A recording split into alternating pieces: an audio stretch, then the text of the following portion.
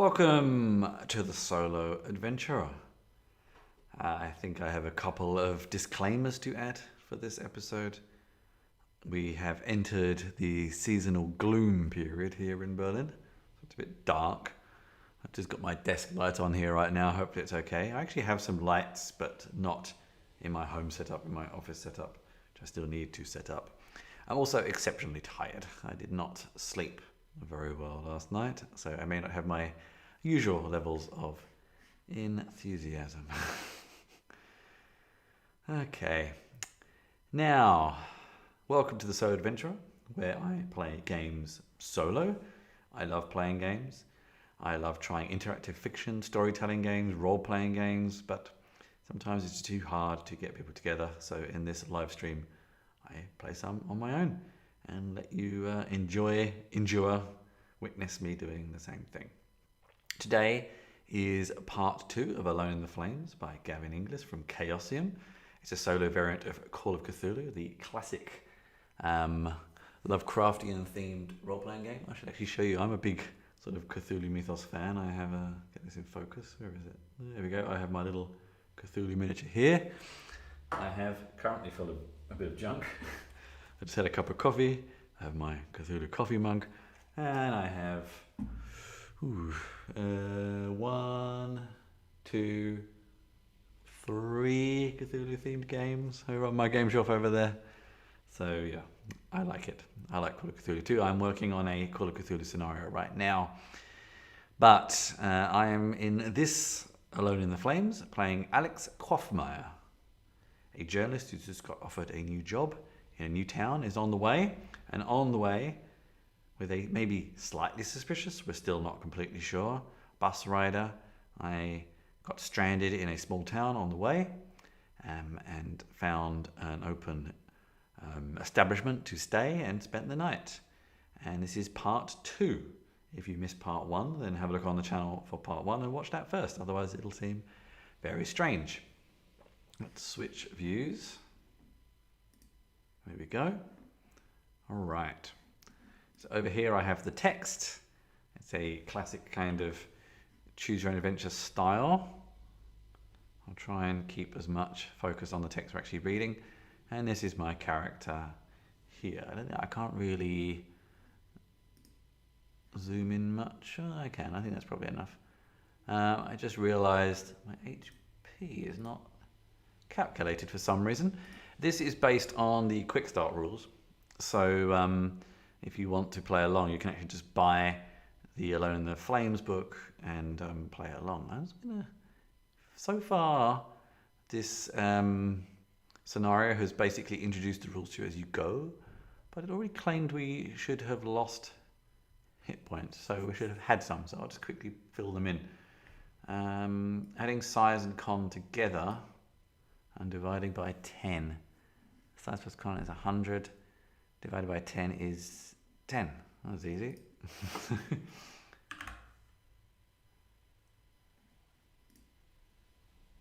There we go. Okay. Oops. There we go. Done. Right. Okay. Leave that there for now. All right. So just to recap, we had a night's sleep in this establishment. I dreamt of fire in the grate, coruscating colours shimmering through the dancing tongues of flame. At first they are tiny, almost microscopic, but they grow and grow until a kaleidoscopic inferno spills from the fireplace, spreading across the floor, up the sheets. You wake with a start. Daylight glints through the curtains. You get up and examine the grate, blinking the sleep from your eyes. It is quite cold. If you've taken any damage, you may heal 1 hit point back for your night's sleep. I'm just going to change one thing very quickly. There we go. My video is now sitting on top of the other video. Okay, go to 166. All right. May seems to have no running water, but has supplied some in a ceramic jug. You freshen up at the water stand and go in. She cooks a hearty breakfast and leaves you to eat in peace. At about 7:30, you are paid up, packed and ready to go. You bid May goodbye, and she wishes you the best for your new career in Arkham. If you succeeded at a skill roll last night and wish to investigate the results further, I can't honestly remember. I don't think I did. Can't remember though, so we'll just say I didn't. It's the problem with splitting this over sessions. I should maybe make notes or watch my own video, I guess. Okay. You're already tired of your heavy bags. Hopefully Silas has repaired the motor coach and you can resume your long journey. A sourpuss he might be, but the old driver seemed to understand his vehicle well enough. You pause to check your watch, still 20 minutes early, and round the final corner, the motor coach is gone.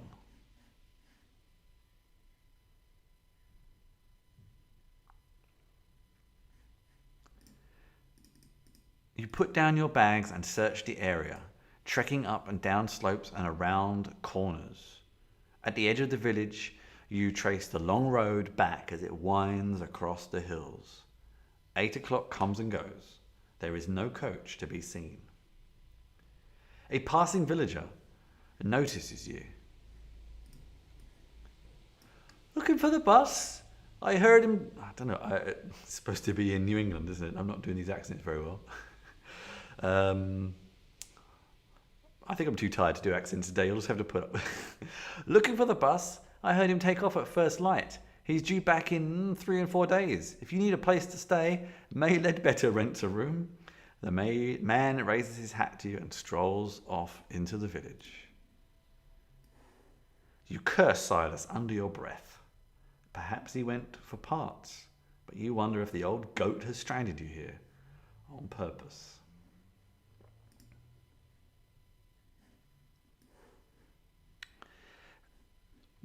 Selecting. Yeah, I can't seem to select that, sorry. May is doing laundry and looks surprised to see you again. Forgot something? When you explain the situation, she offers to store your bags whilst you arrange alternative transport. You are grateful to relinquish the load. Nobody here has anything like a car. She strokes her chin and narrows her eyes. Maybe you could find somebody with a horse and cart for your bags? I could ask around later. Try Mr. Winters at the village hall. He'll know if anyone will. Or ask amongst the artisans. Their workshops are first left on Silbury Street. She reaches over and squeezes your wrist. Don't worry. I won't see you sleeping in the street, money or no money. You thank May and turn to face the village.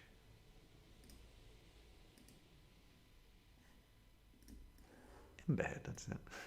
You wander the streets of Emberhead without any particular destination in mind. The village is built on a relatively flat upland with splendid views.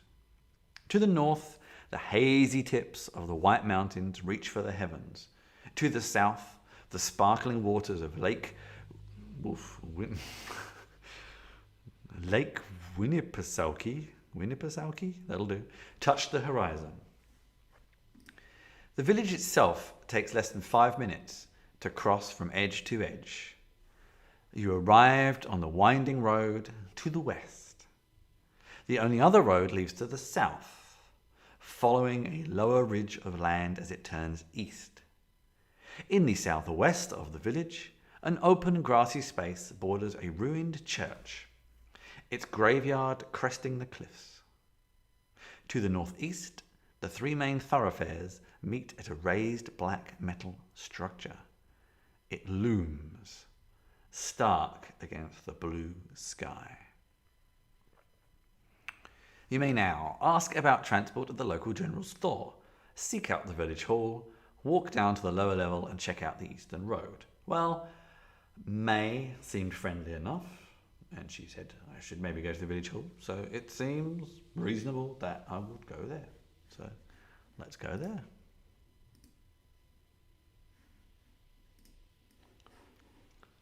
The village hall backs against a cliff at the east end of Silbury Street. It's the largest building you've seen so far in Emberhead. It is, however, locked and shuttered. You walk around it, peering through gaps in the shutters. There seems to be one larger room, presumably for community meetings, and a smaller annex which serves as an office and archive. One of the windows is bricked up. Back at the main door, you could see no posted opening hours. Mr. Winters doesn't open up mornings this time of year, says a grey-garbed woman passing by. Best come back this afternoon. You ask whether the office has a telegraph. I don't know, she shrugs. Who would we call? You will have to try again later. Really not getting anywhere, am I? I really wanted to get to my new job. You are beginning to get your bearings in Emberhead. Would you like to explore some more? You may choose another option from those below. Do not repeat a previous choice. Once you have tried 4, go to 3. Ask about transport to the general hall, store. Seek out the village hall, we already did that. Walk down to the lower level and check out the Eastern Road. Examine the large metal structure. Explore the church. Look for local people with their own transport needs. I think I will do the general store and then the transport, and we'll see how we go. I'm not sure if I need to remember this spot to come back to, so 25.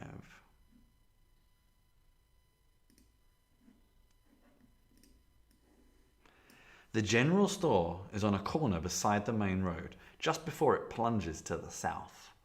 The shopkeeper is a brisk, immense lady with a starched apron and strong shoulders. She looks hard at your unfamiliar face. Transport? There's a motor coach comes through twice a week. Missed it? Truck brings in my supplies every second Tuesday, but he's not due until next week. She shrugs. It seems Emberhead is content to keep its distance from the outside world. Ah, dear.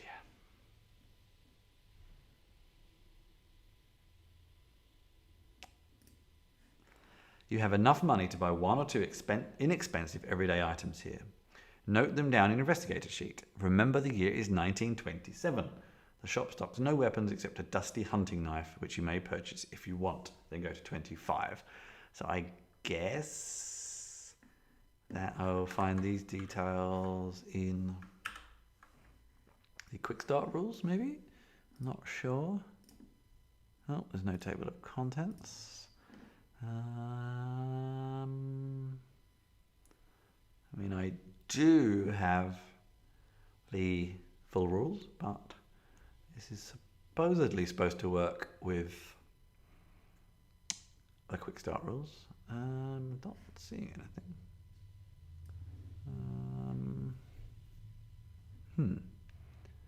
I guess we just buy it automatically, I suppose. Okay. I mean, without metagaming, I don't really know why I would want a rusty hunting knife. What do I need? I don't know. I need some more clothes, I suppose. I'm going to maybe be stuck here for a few days.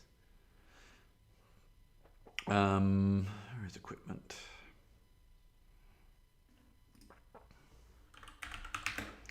Spare clothes. I might buy some dried goods, some snacks and kind of things like that. I'm a journalist. I might buy some alcohol. A radio? Is that a thing in 1927? I don't think so. Buy some books and magazines. It's probably about all I would need. Okay. Return to 25. Look for local people. I really want to try and get out of here as soon as possible, really.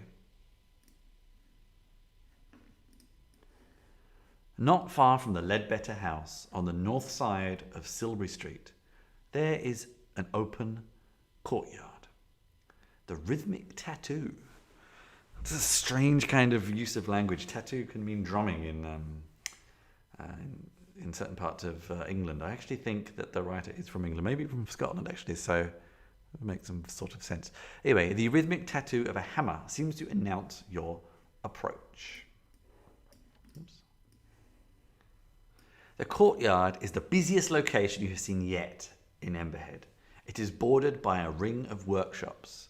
Some are brick buildings, though only rough huts. A blacksmith ceases to hammer, thrusting something red and glowing into a bucket of cold water. A weaver looks up from his loom, blinking at you a moment before returning to his shuttle. A potter, engraver, and carpenter each work in their own space, exchanging friendly banter. My, there's actually people here. You move among the artisans, chatting about their work. Eventually, you bring up the question of export.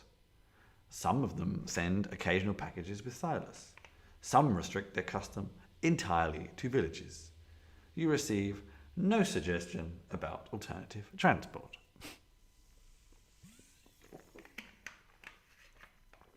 Now, I may make a psychology roll. I think from memory. I keep getting this. This is very annoying. There we go. I'm reasonably good at psychology, so I will try. So Call of Cthulhu uses D100. I have my dice here.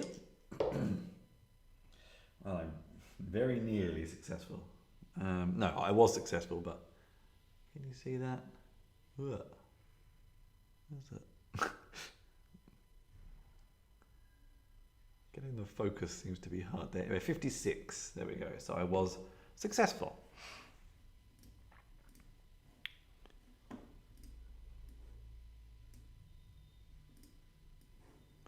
One of the workshops is shut. When you stray close to it, the repartee between the craftspeople becomes awkward, almost forced. Interesting. You may check mark the small box. So usually in Call of Cthulhu, when you get a success, you can then up those skills at the end of the session. Go back to 25. So I can do 4 of these. I think I'll go to the church. Seems like a safe place to visit.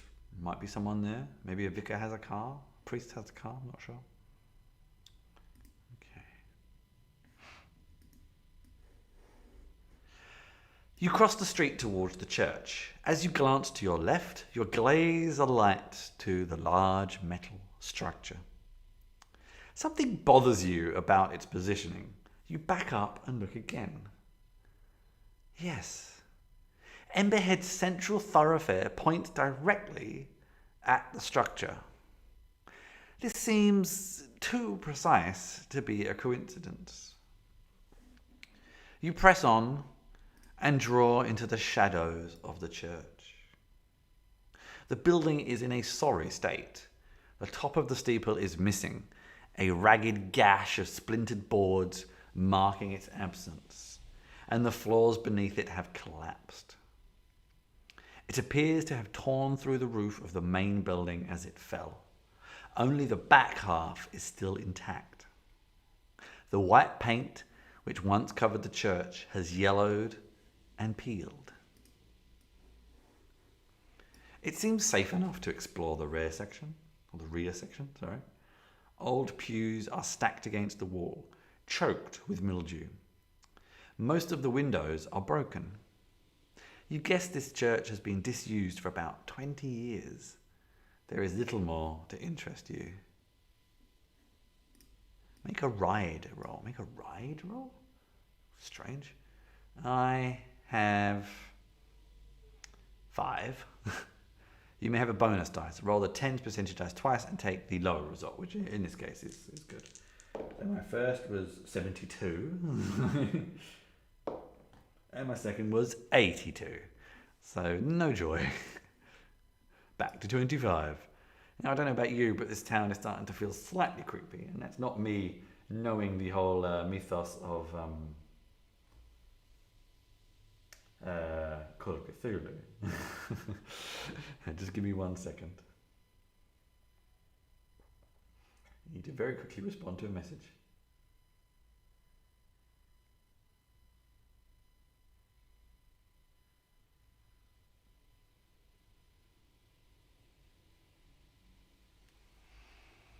Okay, so we have one more option. Where should we go?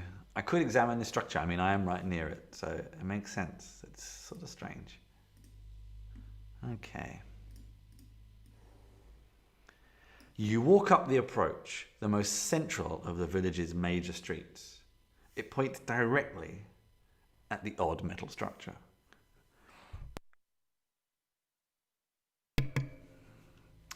As you emerge from the shade of the nearby buildings, you are greeted by a magnificent panorama spread from the north to the southeast. The last colours of fall tint the hills in a sleepy gold. The structure, by contrast, is made from uncompromising iron, singed black. It supports an immense curved platform at the level of your head. Further struts stake up to a central point. It looks like they might have been some kind of sculpture at some point, but are now twisted and melted beyond recognition. An older gentleman passes, looking up at you with rheumy eyes. Rheumy eyes? Are you here for the festival, he asks. That's the beacon. When they light it night after next, you'll be able to see it 10 miles away. He gives a little nod of satisfaction, then moves on, leaning on his walking stick. Now you notice bundles of wood tied and stacked against the buildings nearby.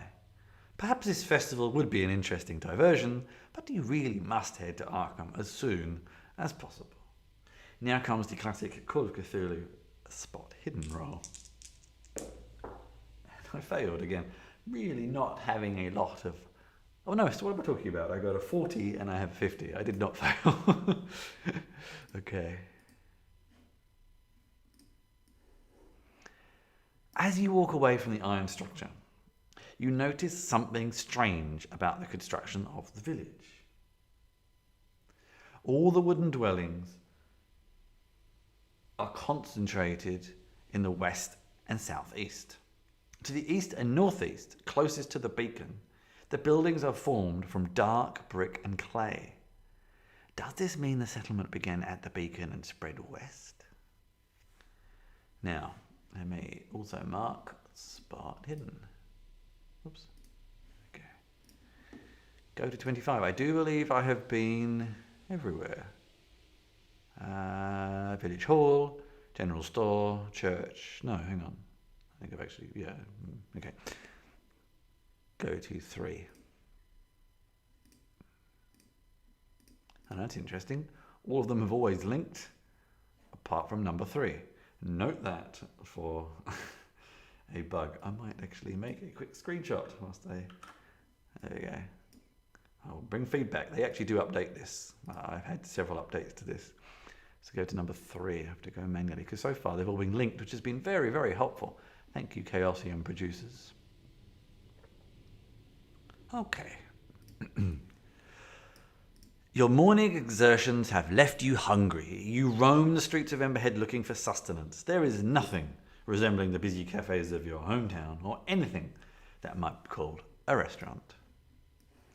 It's beginning to look like you'll have to get supplies from the general store when May Ledbetter comes down the street with a girl trailing in her wake. This must be Ruth. As she notices you, she races past her mother and approaches you with a smile.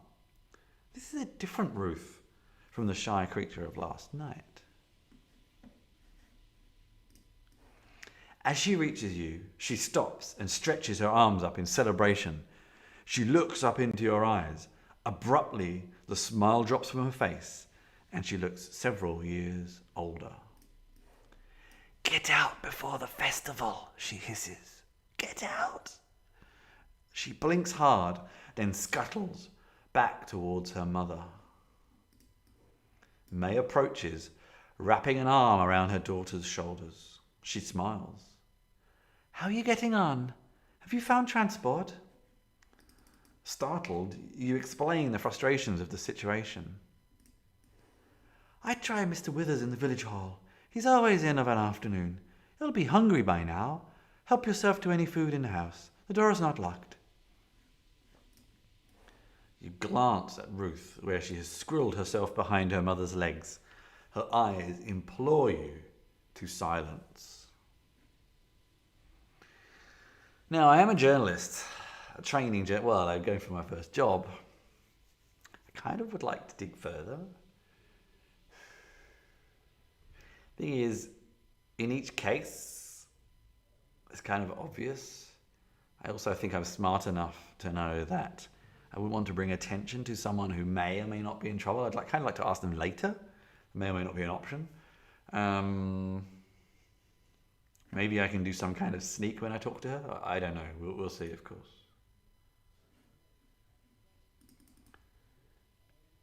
You crouch down and ask Ruth what she meant. It's scary at the festival, Ruth says. It's bright and hot, and the flames go all over. Her face and voice are both childlike. The abrupt shift is disturbing. You suppose all children do unfathomable things? May rolls her eyes and tussles her daughter's hair. Ruth looks at the ground.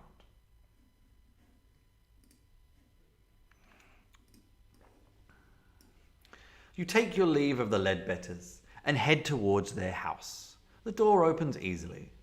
In the low kitchen, you make a meal from stodgy bread and leftover stew. A little window offers a view of the mountains. If you learned one thing this morning, it's that Emberhead streets hold little to occupy the visitor from out of town. But there are still about 5 hours of daylight remaining. You could take some provisions and the bare essentials from your luggage and set out in the hope of reaching another settlement before dark, or you could ask advice from this Mr. Winters. I think I should really speak to Mr. Winters first and then exhaust that. So,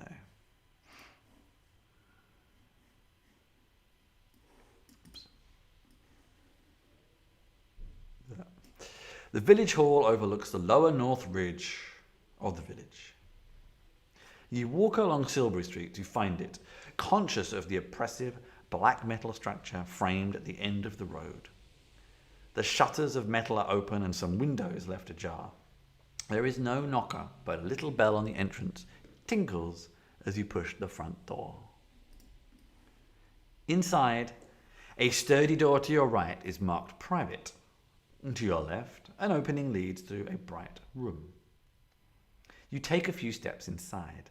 Benches line the walls and there are 2 notice boards mounted between the windows. I guess I want to knock on the door. Makes sense. You raise your hand to knock on the door, but it opens before you can complete the movement. The middle-aged gentleman behind it takes an involuntary step back, adjusting his spectacles. You hasten to apologize and introduce yourself. He steadies himself and peers at you. I see. I'm Clyde Winters. Just visiting, you say? And you've come to see me? Care for some coffee? I usually take a cup around this time of the afternoon. His invitation seems genuine enough, no psychology role, and a good opportunity to ask any questions that are on your mind. 43.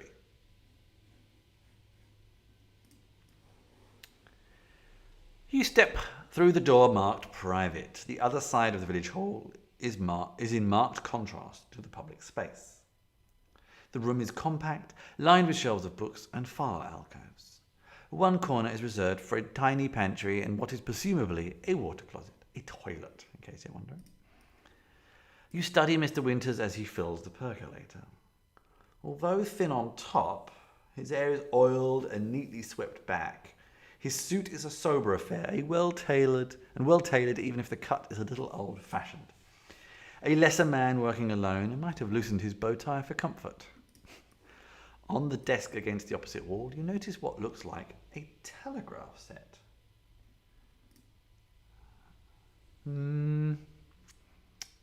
I think I would like to use the telegraph. I've made some small talk already, so let's just go straight to asking about the telegraph. The telegraph? Much as we value our isolation, we do need the link sometimes. You were hoping to send a message? I must apologize. The line has been down for 2 weeks. I reported the fault, but of course they're not so speedy when the problem lies in a rural area. I am expecting a repair the day after next. Everything is happening the day after next. I do appreciate how frustrating this must be. The coach is due in, 3 days? But I think he's going west. Perhaps you might engage a wagon, or one of the farmers might. You explain that you have asked a few of the villagers already, but to no avail. I tell you what. Winters pours you a steaming cup of coffee. The dark liquid smells rich and strong.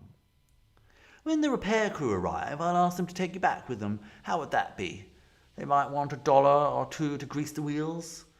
Day after tomorrow? It's less than ideal, but it's the first real opportunity you've had.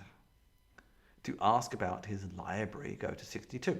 Or leave. I mean, I should probably make a bit more small talk first. Just leave, grab a coffee and leave. Now, do excuse me, I've been drinking fizzy water.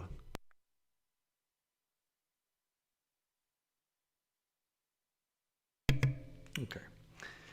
You make a small but flattering remark about a couple of the volumes on his shelves. Winters blushes with pleasure. Well, of course, they're not my personal collection. They belong to the village, he says. But I did select most of the recent items. This is the community's library, you see. I put up the private sign to stop people just wandering in from meetings in the other room. But this is really a public space. You scan the shelves. There is a sparse but respectable collection on mathematics and the sciences, passable sections on history and arts, and a shelf of literature. He has a few lowbrow novels tucked away in a corner, with tatty copies of Bizarre Tales magazine. Quality does not always equate to popularity, I'm afraid. Winters gives you an apologetic smile.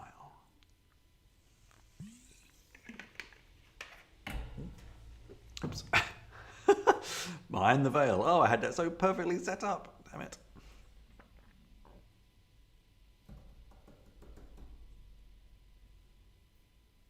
You going to stay, camera? Good.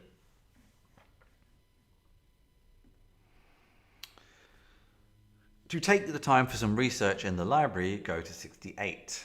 To leave while it is still light outside, go to 180. I don't really know why I have any particular desire to do any research in the library, so I will leave. As the light fades, you return to the Ledbetter house and eat a light supper. That was obviously a very long meeting. May is unusually taciturn. Ruth's eyes flick to yours several times during the meal.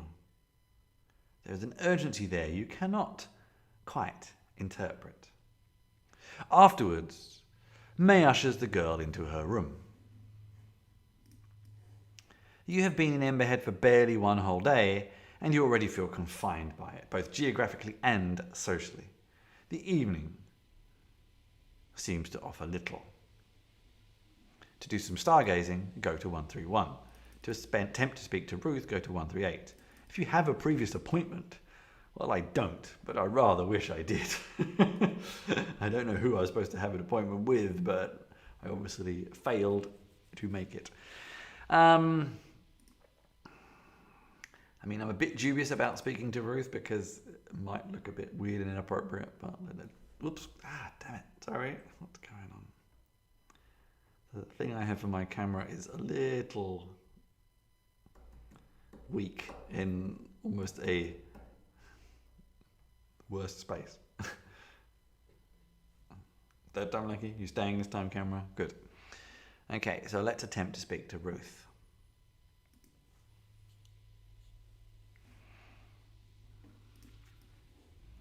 In time, May returns to the kitchen and busies herself clearing up. To speak to Ruth, you will need to get May to leave for a short while. You help with the dishes and try to think of some ruse. In time, an idea comes and you ask about Silas and his friends in the village. May narrows her eyes. He knows Troy, oh, I'm sorry, accent, voice at least. He knows Troy on the other side of town, she says. Not sure I'd call them friends. More like an old feuding couple, but he probably spent last night at Troy's place. You ask May if she could visit Troy and ask if Silas mentioned any plans to return. May looks dubious. Right now, she says. Without looking at your investigator sheet, this is hard to do, really. Decide how best to influence May, by appealing to her emotions, by explaining how further delays threatened your career, or by trying to rush her into compliance. Now, I know I did take something around persuasion. I have to remember off the top of my head what it was. I think I said I was going to be a journalist and kind of go for charming. So I will go for that and then roll. Let's see, was I lucky? 70%. Good, I was lucky. Okay, hopefully I have some luck and actually start getting somewhere. 64. Oof, very close, but I succeed in charming her. Well, I suppose it'll only take a few minutes. May fetches a coat and heads into the night. You give her time to clear, then rap on the bedroom door. Nothing comes but silence, then feet pad across the floor and the door opens a few inches. Ruth's eyes stare through the gap, glancing from left to right. You explain her mother has left the house and ask what has been bothering her. Those eyes flick up to stare at you. It's tomorrow, she whispers, same as every year. They took my da.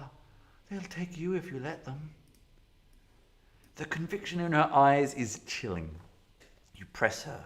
Who is she talking about? All of them. Everyone. They've been watching since you got here.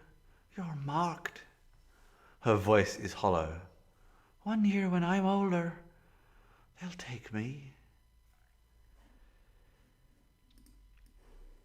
You hear footsteps approaching from outside. Ruth's eyes flash and the bedroom door slams. You turn back to drying the dishes. May enters and removes her coat. That man is a waste of time, she hisses and heads through to the bedroom. You may check mark the small box next to the skill you used. So, charm. Now go to 157. The familiar surroundings of your guest room are becoming constrictive. The neat bed, small wardrobe and dressing mirror have the feel of a prison cell about them. What are you still doing here in Emberhead? Your new life is elsewhere. You lie on the bed and stare at a small crack in the ceiling. You turn over the day's events, thinking through the little details you spotted. You are certainly weary from the elevation and the fresh air, but do you still feel safe here?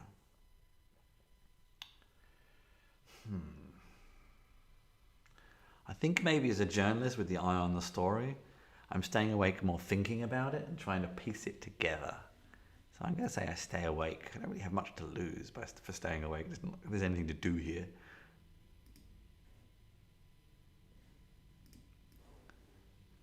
Sleep presses down on you. You blink it back and sit up, trying to think through your situation. Everything in Emberhead seems to be working to stop you leaving. Perhaps the answer is to strike out at first light, to walk as far and as fast as you can. You can always return for your possessions, and if you lose them, you have nothing so precious that it could not be replaced. A tiny creak draws your attention to the other side of the room.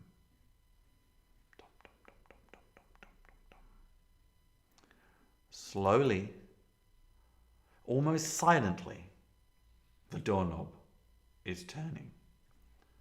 To grab it and wrench the door open, to pretend to be asleep. I will pretend to be asleep because if I'm going to strike out, I kind of want to reduce suspicion that I'm suspicion. Reduce suspicion of my suspicion. You slide onto the bed and lie on your side, eyes closed. The hinge creaks as the door opens. there is a long pause.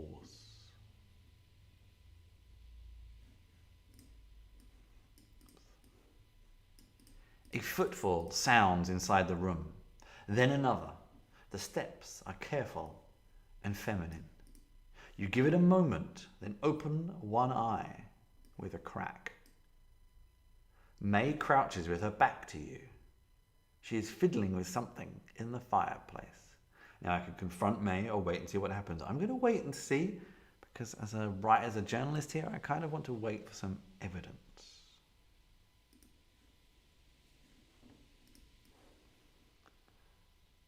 After a few moments, May glances round at you. Then you hear the soft scratch of a match being lit. She applies it to something in the grate and tiptoes from the room. Once you hear her bedroom door, you creep to the grate. A small mound of black powder, no bigger than a thimble, is burning there. It gives off heady fumes. You make a science botany roll. I don't have any kind of science. Otherwise, you may extinguish it and sleep, or stay awake through the night. You may relax and breathe the fumes out of curiosity. I kind of want to extinguish them and stay awake. I'm not sure if that's the same thing.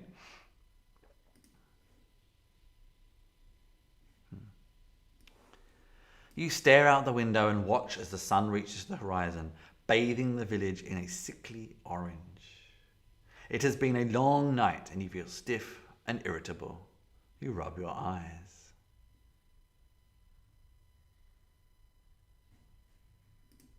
A few minutes later, you hear May bustling in the kitchen. Then the front door opens and closes. Make a con roll. If you fail, your skill rolls. Okay. Buh. Con 50. 42, so just about okay. I managed to stay awake all those late night stakeouts as a journalist. Okay, we have about 15 minutes left, 20 to 15 minutes left. We'll see when there comes a good stopping point for this part 2. I think this is going to be a few parts, 3 or 4 parts maybe. The Ledbetter kitchen is empty, although bread and eggs have been laid out for your breakfast. There is a note from May explaining that she's taken Ruth out for a few hours. If you were involved in a fight last night, I was not involved in a fight last night. I'm quite intrigued to know all these things I'm missing.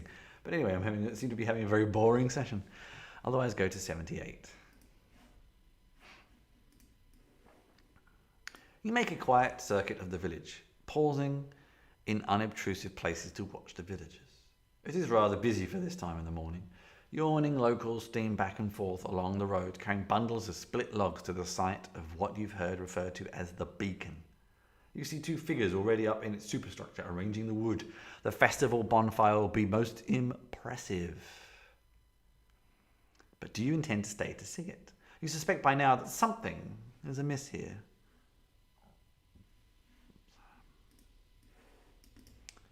While the villagers are distracted, you may do some illicit investigation, or you may simply leave town without looking back.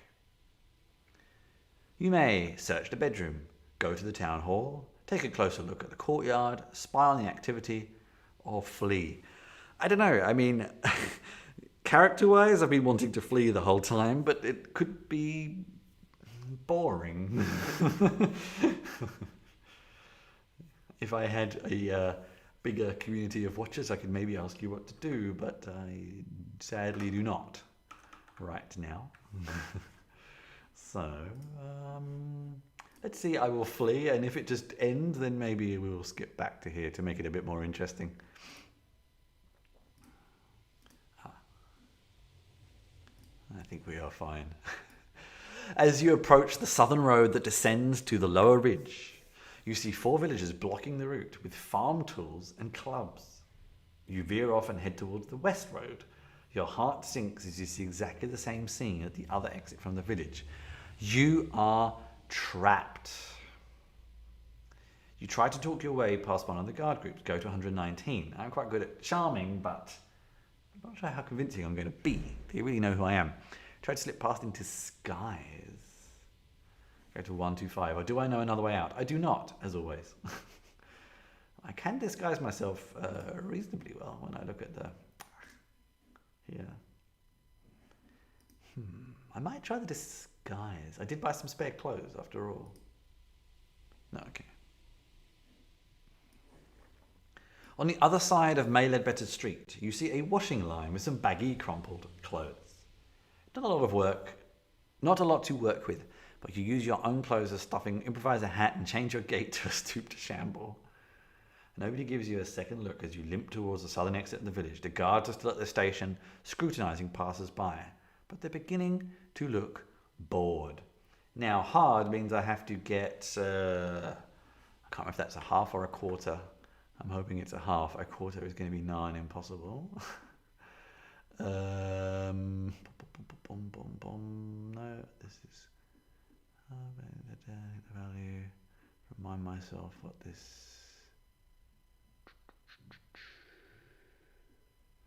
down here somewhere.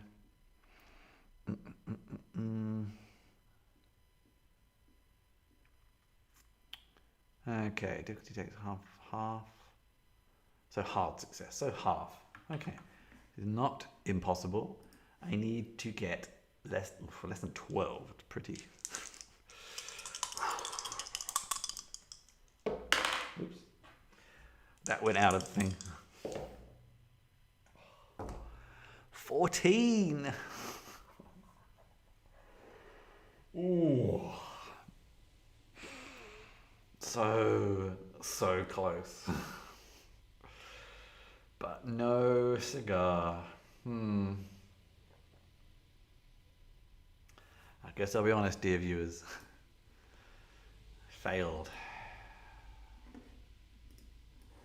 These locals are not as stupid as you think. They grab you and march you back to the center of the village. Go to 108.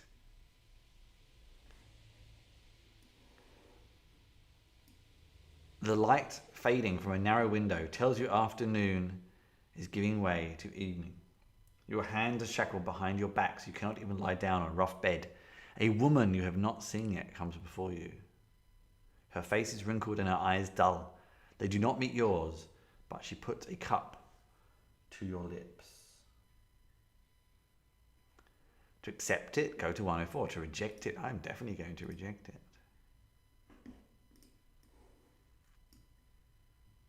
You turn your face away, and when she tries again, you dash the cup from her hand using the side of your head. The clear liquid spills across the floor. Maybe I'm being overly suspicious. The woman gives a half shrug and turns to leave the room. You shout after her, but she gives no reaction. You become thirsty. As the light fades outside, your little prison becomes dark. You can hear much activity around the building. Occasionally, an orange glow passes the window. The only comfortable position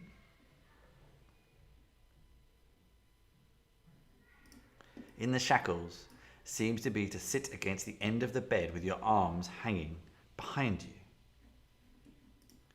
You need to concentrate and come up with a plan. There is clearly no escape from your bonds. You do not know exactly what your captors want from you, but you cannot ignore the fact that they have spent the entire day constructing a massive bonfire.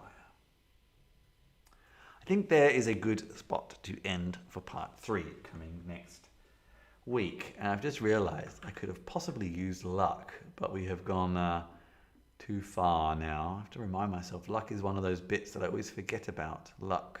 I know luck rolls. Oh, maybe not. I thought there was some way. Not in a quick start anyway. I'm sure I'd mention it. Anyway, let's leave it there. Let's just recap what I have been playing today. And I'm very much enjoying it. I'm hoping you are too. And we'll do a little bit of promotion to try and maybe get a few more viewers for part 3 as we continue. Alone Against the Flames by Gavin Inglis, cover by Peter Stoic. Solo Adventure for Call of Cthulhu 7th edition you can get from Chaosium Inc.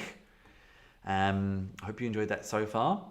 And we'll be back next week with some more. In the meantime, you can find out more about me from the links. I can never get this right. Whoop, there we go. From the links below in that corner, christianschiller.com. YouTube and Twitch, wherever you are watching, please subscribe or switch to the other if you'd rather watch on the other. Please share, please review, please leave a comment. I'd love to hear some feedback to know that people are watching. And have a look at christianschiller.com for the other things I do. We have just put out the second episode of the Board Game Jerk podcast, which is a podcast I have with a few different people where we let a random bot generate board game ideas for us that we attempt to turn into a reality.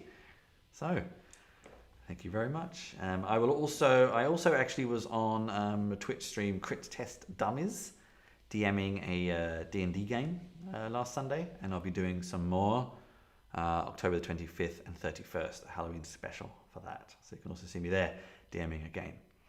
But I think there'll be another episode of Solo Adventurer before that.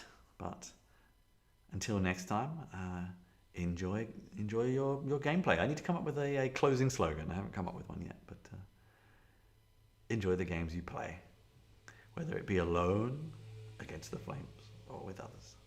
See you next time.